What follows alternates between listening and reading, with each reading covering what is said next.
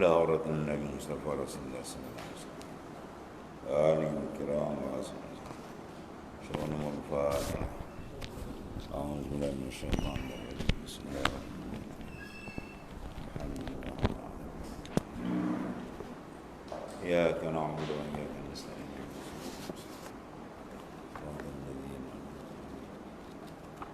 غير المغضوب عليهم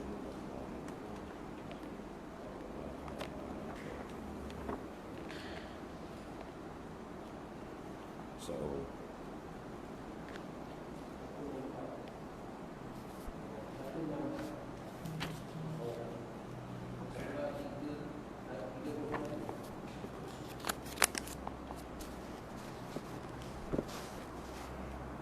Bismillahirrahmanirrahim. Masalah 301. Bersedekah dan memerdekakan abdi waktu mahu mati. Bukan abdi mati, dia nak mati. Baru dia nak bersedekah, baru dia nak memerdekakan hamba. Diumpamakan berhadiah, kemudian daripada sudah makan dan kenyang, ya. Tidak makan, dah kenyang, dah sedau, tersandau, lebih itu dihadiahkan lah. Itulah, ya. Dapat lebih kurang. Sebaik-baiknya sebelum dapat tu, sebelum tu hadiah ajak makan orang, makan sekali. Yang ajak makan nanti dulu, saya makan dulu. Dah habis ke? Awak makan lah. Macam tu lah maknanya. Ya, masa sihat dan nak sedekah, masa dia perlu tadi tak lepaskan hamba, dia nak mati pun nak sedekah. Itu maksud. Kurang sangat.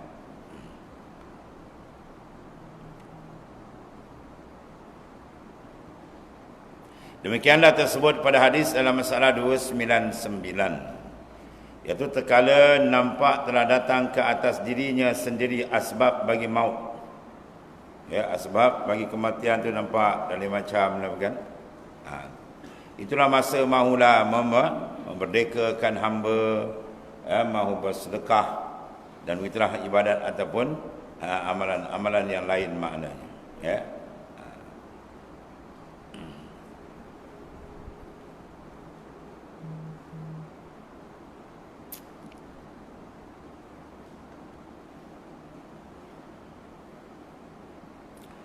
Maka sudahlah seumpama ia dengan orang yang berhadiah lebih-lebih makanan yang dimakan kemudian daripada kenyang. Ya, dimakan dan kenyang dulu siap, barulah lebih itu dibagi orang. Maka demikian itu sebagai sia-sia jua haknya dan tidak apa nama yang afdal padanya. Mana keafdalan kelebihan itu tidak dapatlah. Kerana perbuatan demikian tidak terpuji, bahkan puji dan afdal itu buat seperti dalam hadis yang tersebut dalam masalah 300 dulu.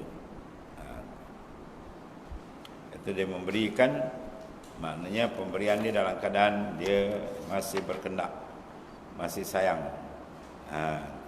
Sebab ibadat sedemikian dia lebih mencabar. Bila mencabar, pahala dia lebih besar. Afdalul a'mal asqaluha. Amal yang paling afdal bila dia lebih mencabar, lebih berat.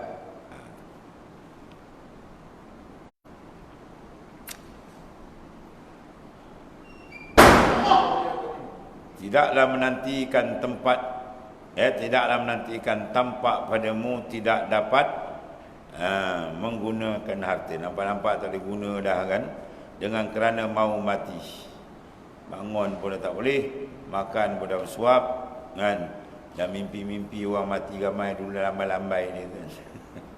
Aku dah mimpi dah ramai tutu atuk nenek dah lambai-lambai gitu. Wah, dia dah takut.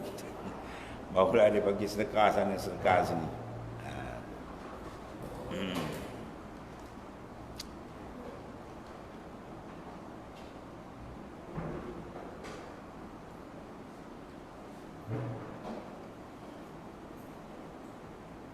Maka masa itu engkau mau, maknanya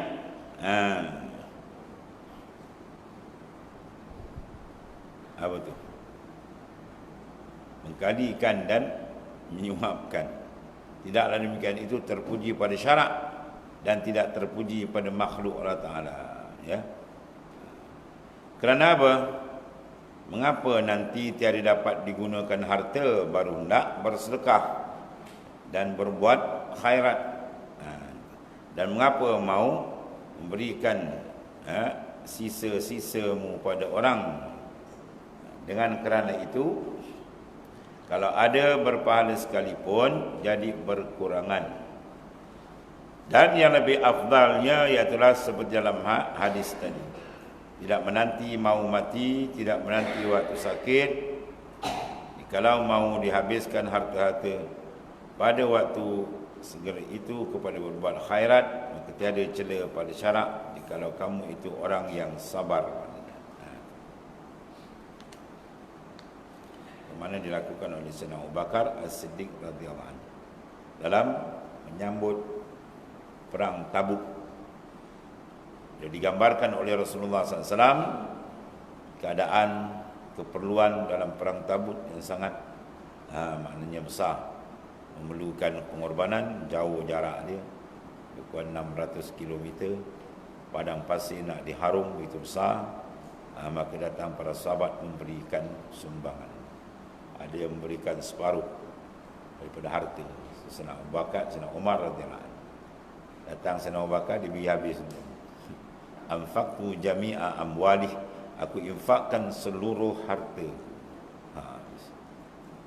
Rasulullah menyatakan, ma abqaita li ahlika ya Abu Bakar, apa yang kau tinggalkan untuk ahli engkau ya Abu Bakar? Abqaitullah wa rasul, aku tinggalkan untuk dia Allah dan Rasul. Ya. Ini sekarang tak jumpa dan sekarang tak jumpa. Hebat iman Sayyidina Abu Bakar As-Siddiq radhiyallahu anhu.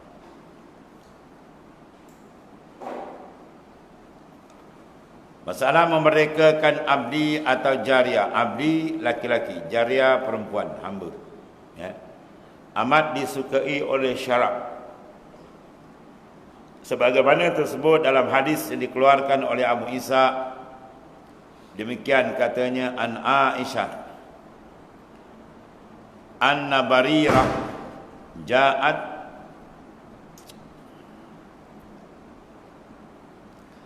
tasta'inu ya, fi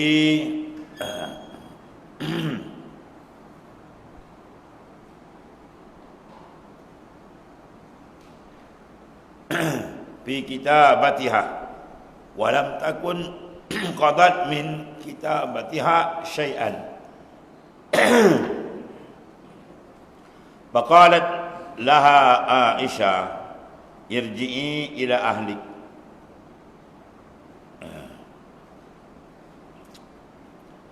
fa in ahabbu aqdi anki kitabatak wa yakunu li wala.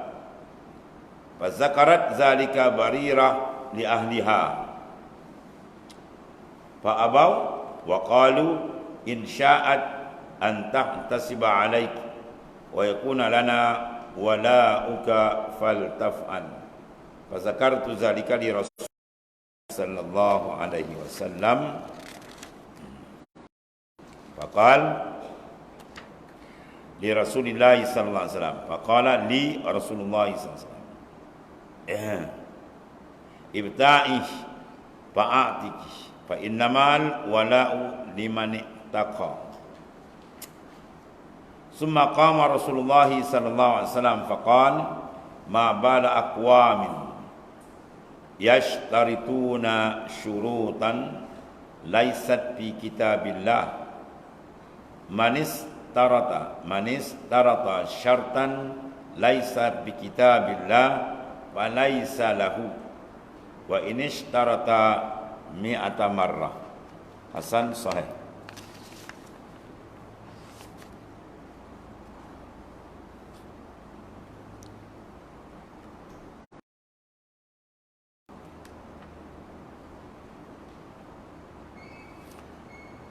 Daripada diriwayatkan daripada seorang sahabat, lagi pula isteri bagi Rasulullah SAW yang dikasihinya, namanya Siti Aisyah radhiyallahu anha.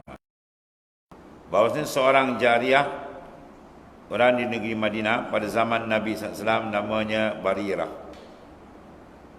radhiyallahu anha telah datang. Ia minta tolong pada Siti Aisyah bayarkan kitab itu merdeka yang dijanjikan oleh tuan dia.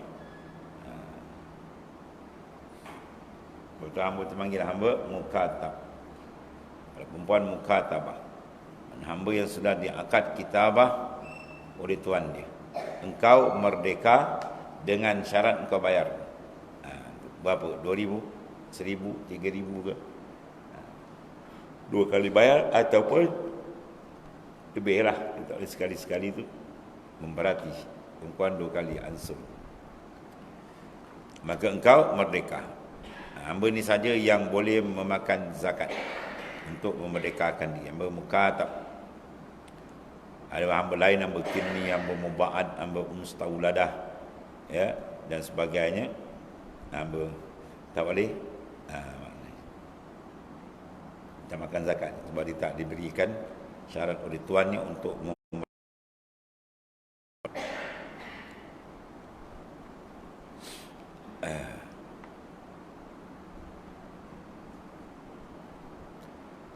dan belum ada dibayar oleh Barirah daripada kitabahnya suatu apapun, dia tak bayar lagi kerana tidak dapat ia membayarnya. Maklumlah ia satu jariah, hamba perempuan yang bersuami di manalah mendapat wang membayar kitabah dengan senangnya. Masalah Barirah dapat kemerdekaan daripada sebab Siti Aisyah. Tadi katakan Barirah seorang jariah hamba perempuan bagi sahabat Rasulullah SAW, telah berikat janji ia dengan tuannya, apabila dibayarnya sekian wang dalam sekian masa, nasaya merdekalah ia. Barirah pun sukacita hatinya dan bersungguh-sungguh ia berikhtiar membayar kitabahnya. Apabila cukup masa menunaikan janji, sudahlah mereka tak ada dapat menghimpunkan pembayaran. Ia pun berikhtiar pada Siti Aisyah radhiyallahu anha, isteri Rasulullah SAW. Dan dahulu daripada ia mencakapkan halnya pada Siti Aisyah, selalu ia datang menolong apa-apa yang dibuat Siti Aisyah. Dia buat baik dululah kan. Pada satu kali yang akhir datangnya bercakaplah ia. Kali akhir dia berjumpa, dia pun luahkan hajat dia pada Siti Aisyah dan katanya, ya tuan hamba, Siti Aisyah adalah hamba ni sangat besar duka cita. Iaitu hamba ada berikat janji dengan tuan hamba, yakni ahli hamba. Apabila boleh hamba bayar sekian wangnya dalam sekian lama, dan saya jadi merdeka hamba. Maka sekarang sudah cukup janji hamba, masa dah tempoh nak habis, tidak dapat lagi hamba terbayar. Tolonglah lepaskan hamba ini, ya Siti Aisyah, amatlah susah hati hamba dalam kehambaan. Ini nak jadi orang merdeka. Bila didengar oleh Siti Aisyah radhiyallahu anha akan katanya demikian itu, lalu dijawabnya. Maka kata Siti Aisyah baginya, pulanglah engkau kepada ahlimu, yakni kepada tuanmu. Tanya kepadanya, adakah aku mahu membayar semua sekali wang perjanjian antara kamu dengan dia? Jika suka mereka itu tuanmu, boleh aku bayar daripadamu kitabahmu itu, dan jadi walak itu bagimu.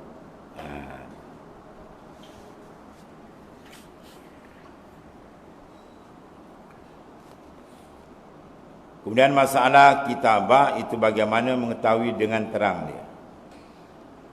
Dengarlah, dia kata. Memang dengar ni. Dia kata apa? Akan datang.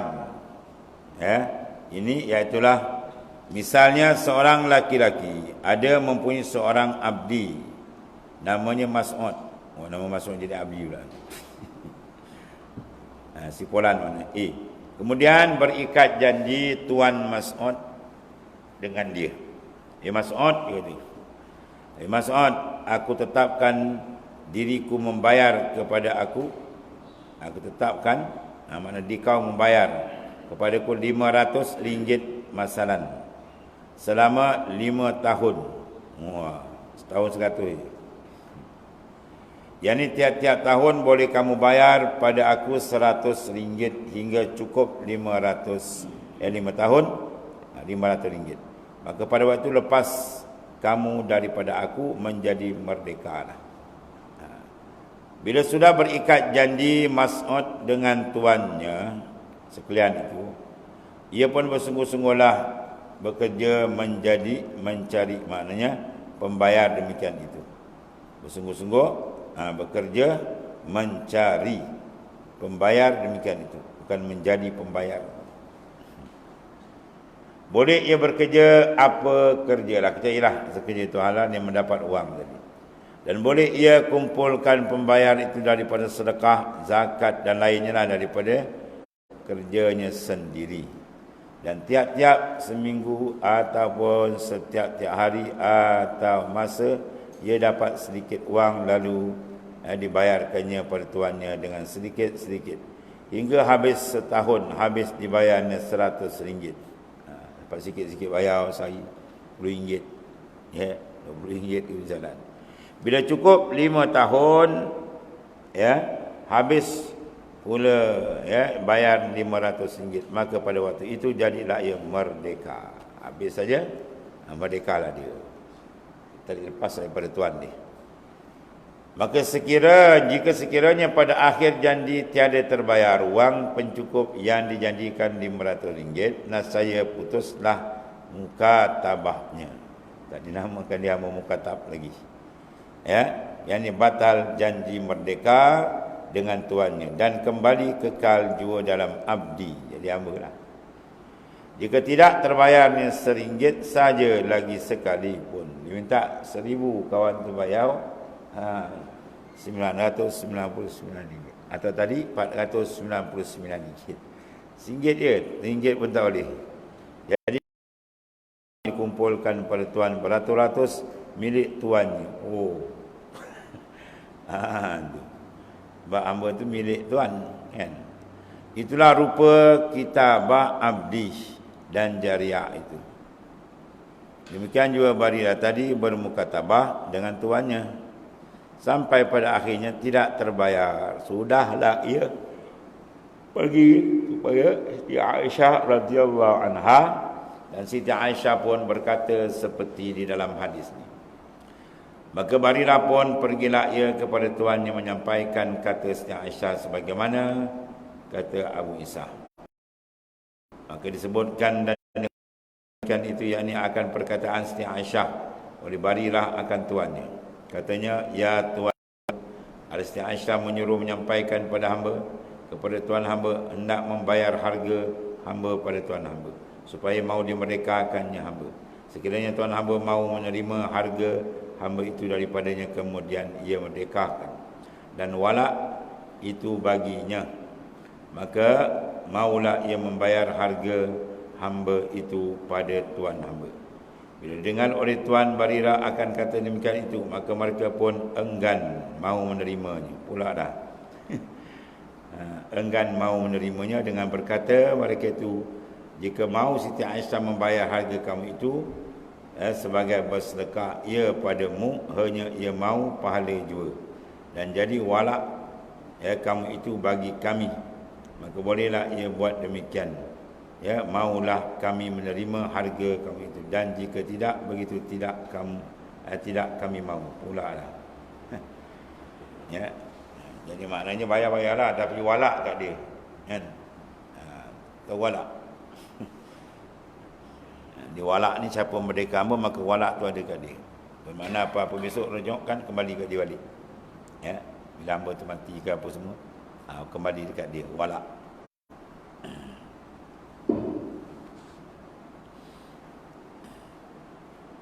Jenis lain, duit nak, barang tak nak serah. Buat pergi sedekah gitu. Wah. Tengok cerita tu gitu. Walak dia nak pegang, tak boleh.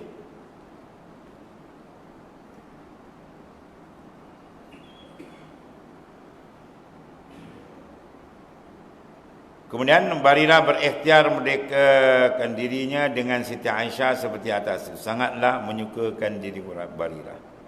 Apabila sudah habis jawab tuan hamba didengar, ia pun pergi pula menyampaikan kepada kata tuannya kepada Siti Aisyah, lalu katanya, "Ya Siti Aisyah, ala perkataan tuan hamba itu sudahlah hamba habis hamba sampaikan pada ahli hamba."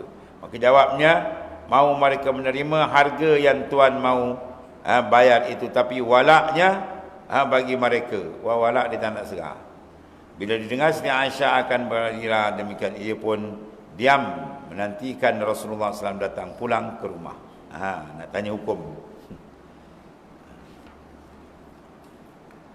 Masalah Barirah itu hendak dia dibayar Siti Aisyah, demikian itu telah disampaikan kepada Rasulullah SAW. Sekali kembali Rasulullah SAW,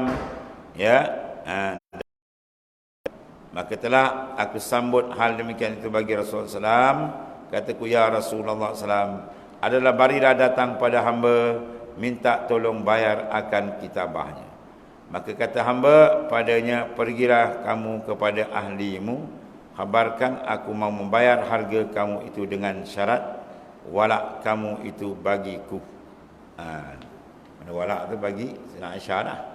Maka pergi ia kepada ahlinya, mengkhabarkan kehendak hamba itu. Maka enggan mereka itu, dan katanya mahu mereka menerima harga Barirah dengan syarat walak bagi mereka. Walak kalau dia mati hamba itu besok tak ada waris, dia pegang. Kembali kat dia. Apa urusan besok dia. Kemudian masalah Barirah tu disuruh Nabi Islam beli pada Siti Aisyah dan merdekakan, iaitulah bila didengar oleh Rasulullah SAW akan kata Sina Aisyah radhiyallahu anha demikian itu, lalu bersabda ia. Maka bersabdalah Rasulullah SAW sebagai jawapan dia, pemutus, Bisa Aisyah radhiyallahu anha, "Belilah sahaja olehmu akan Barirah itu, kemudian merdekakan. Tak usahlah kamu pedulikan syarat mereka itu." Syarat mereka walak tu dia ke, walak ke waluk ke apa, dan tak ceritalah benda tu. Beli saja. Syarat ingin merdekakan.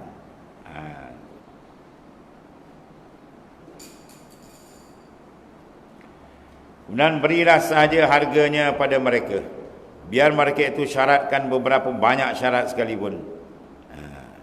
Maka yang berjalan ialah hukum Allah Ta'ala di dalam Qurannya, bukan hukum di syaratnya.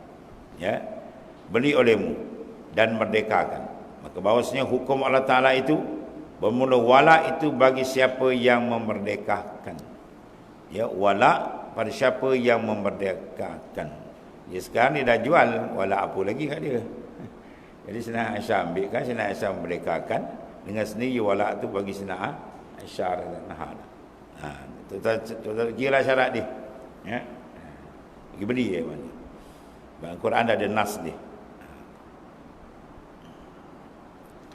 Bila didengar oleh Siti Aisyah radhiyallahu anha akan sabda Rasulullah SAW demikian itu, ia pun terus membeli, kemudian dimerdekakannya. Inilah Barirah sukacita hatinya dengan sebab merdekanya itu. Itu kelebihan merdekakan hamba. Dan masalah penghulu boleh mengambil pesaka abdinya merdeka dia. Nanti dia nak walak kan. Ada hamba tadi gaji kerja, simpan duit lah banyak, tak ada waris, tak ada apa, mati. Kembali pada walak dia. Kemerdekaan dia kembali pada tuan merdeka. Mana penghulu boleh mengambil pesaka abdi merdekanya. Kata Imam Nawawi rahimahullah ta'ala dalam syarah Muslim, bermula sabda Rasulullah SAW itu, "Innamal wala liman ittaqa." Sungguhnya telah ijma' orang-orang Islam, maknanya ahli ijtihad tu. Kalau Islam macam kita awam tak ni. Ahli Islam tu maknanya ulama-ulama mujtahid. Mereka telah ijma' sepakat atas sabit wala bagi orang yang memerdekakan abdi. Atau jariahnya daripada dirinya. Dan bahawasanya boleh ia mempusakai dengan dia. Itu yang dia nak sangat walak. Nak jual duit nak, walak tak nak. Walak dia nak pegang gitu. Jadi Rasulullah dah terang kat sini, innamal wala liman taqah. Walak bagi orang yang memerdekakan. Jadi Rasulullah kata tu berhiraukan syarat dia beli je. Dah beli, pergi merdeka dengan sendiri automatik walak tu bagi Siti Aisyah radhiyallahu anha. Masalah abdi merdeka adakah boleh mempusaki tuannya? Kata Imam An-Nawawi radhiyallahu anhu rahimahullah taala dalam Syarah Muslim, dan ada pun abdi atau jariah yang telah dimerdekakan oleh tuannya, maka iaitu tiada boleh ia mempusakai tuannya apabila tuannya mati. Ya, ni abdi, dia tak boleh pusaka tuan dia kalau tiada meninggalkan waris sekalipun. Adapun abdi atau jariah yang telah dimerdekakan oleh tuannya, maka iaitu tiada boleh ia mempusakai tuannya apabila tuannya mati. Tuan dia pusakai dia, bukan dia pusaka tuan. Kalau tiada meninggalkan waris sekalipun. Inilah hukum di sisi jamahir ulama, kebanyakan jamhur ulama. Dan telah berkata satu jamaah daripada tabi'in, boleh abdi atau jariah mempusakai pusaka tuan. Ada khilaf. Ada juga khilaf terpekah ni. Jadi jamhur kebanyakan majoriti katakan abdi tidak boleh mempusakai dia punya sayyid tuan dia. Adapun tuan boleh mempusakai dia. Nanti dia berebut walak. Kemudian masalah walak itu adakah bagi orang Islam ia di atas tangannya, dan adakah walak bagi orang bersumpah setia? Ya, dia bersumpah setia boleh tak walak? Mana kalau mati besok dia boleh pusakai mempusakai. Tengok perasaan dia. Pada awal Islam sampir itu. Maknanya sahabat-sahabat dipersedarakan Aus dan Khadrat oleh Rasulullah SAW. Sawar dia boleh mempusakai, itu maksud ini. Maka jalan pusaka sebenarnya dengan sebab nasab. Ya. Sebab rada'ah pun tak boleh kan. Rada'ah susuan kan. Bila menyusu maka anak tu dia anak, tapi anak susuan. Dalam babul irs, bab pusaka ada tak boleh. Bab pusaka dia tak ambil. Dan kata Imam An-Nawawi rahimahullah taala dalam Syarah Muslim, dan pada hadis dalam masalah 2307 menunjukkan atas bahawa walak itu tiada bagi orang yang Islam. Tiada bagi orang yang Islam atas tangan siapa-siapa yang mengislamkan. Dan tiada walak bagi orang yang jumpa budak-budak cece di jalan, diambil pelihara. Ya, dipanggil laqit. Ya, dijumpa kan, ambil pelihara. Kemudian nak buat hamba, walak tak boleh. Dan juga tiada walak itu bagi orang yang bersumpah setia dengan seorang atas bertolong-tolong. Dia bersumpah sulah hidup semati kita bantu-membantu dia. Besok walak kalau kau mati kau ambil pusaka aku, mati tak boleh. Maka dengan ini semuanya, maka berkata Imam Malik dan Al-Auza'i dan Al-Thawri dan Al-Syafi'i dan Imam Ahmad dan Daud, ni anak murid Imam Syafi'i, Daud Al-Zahiri dan jamhur ulama. Kata mereka, dan apabila tidak ada bagi seorang daripada mereka yang tersebut itu waris, maka hartanya bagi Baitul Mal. Ya, harta akan naik kepada Baitul Mal. Dan kata Rabi'ah dan Al-Lais, ini imam besar hadis Mesir, Imam Lais, dan Abu Hanifah dan ashabnya, mana anak murid pengikut dia, siapa yang diislamkan atas tangannya, siapa yang diislamkan, ini tak Islam atas, kemudian diislamkan oleh seorang, siapa yang diislamkan atas tangannya, maka walaknya baginya. Dia ada walak. Itu pendapat setengah. Dan kata Ishaq bin Ibnu Rahawai, sabit ada bagi orang yang kutip ambil budak cecir lalu dipelihara, ada walak ke atas yang dijumpa ambil pelihara itu. Pernah ada khilaf gitu. Tak tahu mana dia hutan jumpa budak. Ambil budak tu balik. Kalau biar-biar budak tu dah besar, dia orang kaya lah. Mati budak tu. Dia boleh ambil walak pusaka. Ikut sini ada walak. Dan kata Imam Abu Hanifah, sabit walak dengan sebab sumpah setia. Maknanya masalah sumpah setia mensabitkan wala itu ada ikhtilaf. Imam Syafi'i tak ada. Dan boleh bersaka-bersaka dengan sebabnya, dengan sebab janjian sumpah setia tadi. Ya, dia baik sangat kan, dia bersumpah sehidup semati kawan baik. Kau mati aku pesaka engkau, aku mati engkau pesaka harta. Atau ada pendapat, tapi jamhur tak. Guna masalah abdi yang dimerdekakan oleh tuannya serta disyaratkannya tiada wala baginya. Kata Imam Nawawi rahimahullah ta'ala, dan pada hadis dalam masalah 307 itu dalil atas bahawasanya apabila memerdeka seorang akan abdinya hamba dia, atas syarat tiada wala baginya atasnya. Dia kata tak adalah wala-wala lah, saya merdeka pergi je itu. Dan saya adalah syarat itu sia-sia juga. Syarat mulgha dipanggil, syarat tu dilarangkan.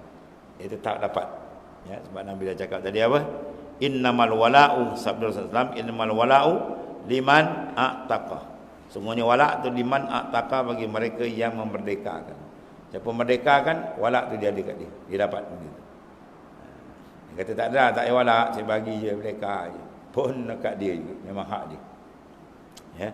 Nah, saya syarat tu apa tu? Mulghah, syarat tu dilarangkan, tak terpakai. Dan sabit baginya wala' atasnya. Ya. Sebab wala' ni tak payah niat, tak payah minta, tak payah automatik. Siapa yang merdeka, dia dapat benda tu. Maka ini mazhab Imam Syafi'i dan yang muafakat dengannya, muafakat Imam Syafi'i.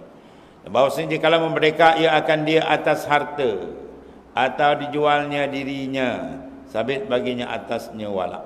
Ya.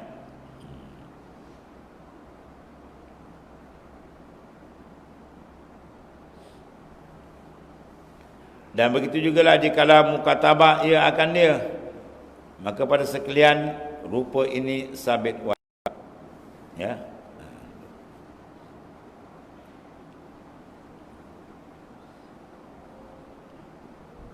Dan sabit wala bagi muslim atas kafir dan akasnya. Akal pun terbalik ini. Dan jika adalah keduanya itu tidak berpusaka sekalipun, bahawa Islam dan kafir tak boleh pusaka mempusakai. Pada waktu itu kerana umum hadis sendiri. Dan kata Sina Aisyah radhiyallahu anha, kemudian daripada habis sabda baginda Islam padaku, ia pun keluar ke masjid bangun berkhutbah. Rasulullah berkhutbah Rasulullah SAW, maka sabdanya dalam khutbahnya, kena apa beberapa kaum, mabala qaumin, apa hal ni satu kaum, mensyaratkan di dalam muamalahnya akan beberapa tiada di dalam kitab Allah Ta'ala. Dalam kitab Allah Ta'ala, siapa yang merdeka dia lah wala. Dia pula tak nak tadi kan, dia nak duit, dia wala, dia nak pegang. Dia pandai-pandai buat syarat sendiri. Kenapa ada macam ni pula Rasulullah kata? Atau tiada muafakat dengan hukum Allah Ta'ala. Jangan pandai-pandai buat hukum sendiri. Itu maknanya. Ya. Hari ini mesti faham kan, hukum Tuhan ni tak pakai, dia buat kepala dia. Kalau semua cari balak. Kita dapat walak, dia dapat balak. Barang siapa mensyaratkan satu syarat yang tiada dalam kitab Allah Ta'ala, maka tiada terpakai baginya syarat itu. Ya.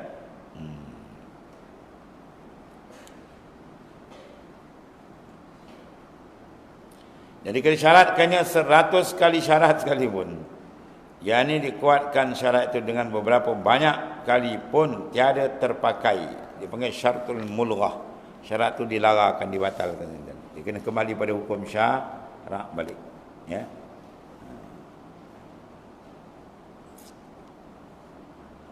Ada wasiat juga lah.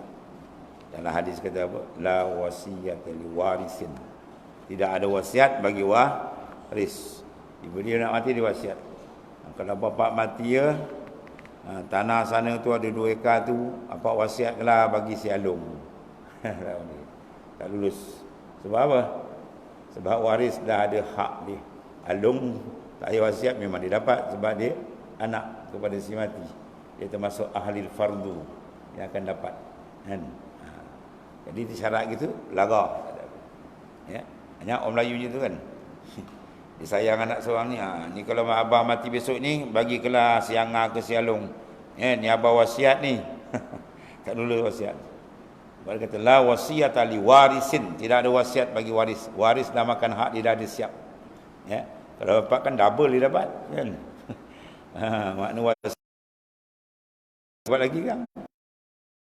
Oh, ni apa hal makan 2 kali ni? Bawa ni haji ni haji dam makan 2 kali. Dia makan keliling. Dia dah ada hak dia, apa nak wasiat-wasiat lagi tak payah. Itu contoh, maknanya kalau itu mana lara. Lara tu mana pun dibatalkan, sia-sia. Dan kata Abu Isa Tirmizi pemulihan hadis hasan lagi sahih, hasan min tarik, sahih min tarikin akhar, dua jalan. Mana sah buat hujah dengan dia lah. Dan sungguhnya telah diriwayatkan dari ketiadaan satu wajah dari Sayyidina Aisyah. Mana hadis ni dari jalan Sayyidina Aisyah banyak riwayat dia. Dan benar beramal atas ini hadis di sisi ahli ilmi. Apa ahli ilmi? Ahli ijtihad. Bahawasanya wala itu bagi siapa yang memerdekakan, ya. Siapa memerdekakan, wala tu khas dapat dia lah. Akhirlah, inilah akhir abwabul wasiyah, akhir bab wasiat, dan begini akan dia abwabul wala wal haibah. Ini masuk wala tadi, ini masuk bab wala. Wallah.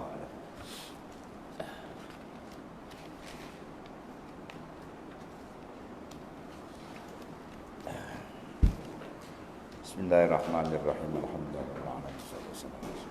Sayyidina Maulana Muhammadin